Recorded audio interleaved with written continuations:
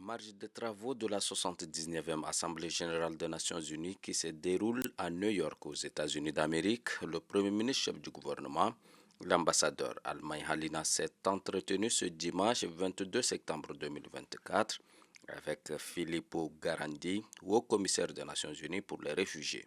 Depuis le début des conflits armés au Soudan, le Tchad accueille des milliers de réfugiés sur son sol. Reconnaissant le rôle très important que joue le Tchad dans la gestion de cette crise humanitaire, Filippo Grandi est venu exprimer de vive voix ses remerciements et celles des Nations Unies au Premier ministre de l'ambassadeur Al-May Halina.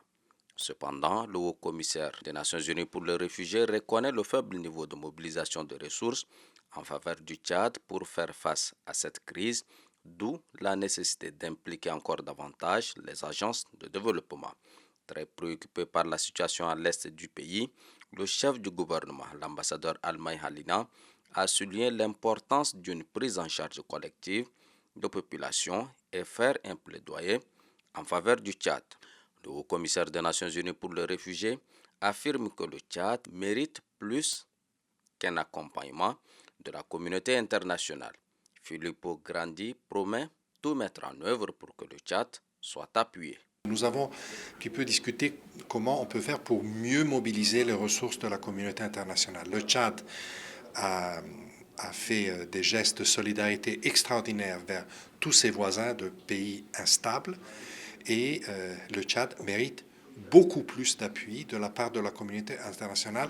Je me suis engagé avec le Premier ministre pour que cet appui soit mobilisé le plus rapidement possible. Cette audience a permis aux deux personnalités de s'entendre sur l'organisation d'un dialogue tripartite pour le retour des réfugiés camerounais et centrafricains et la mobilisation des agences des Nations Unies pour soutenir le Tchad dans l'accueil et la prise en charge des réfugiés.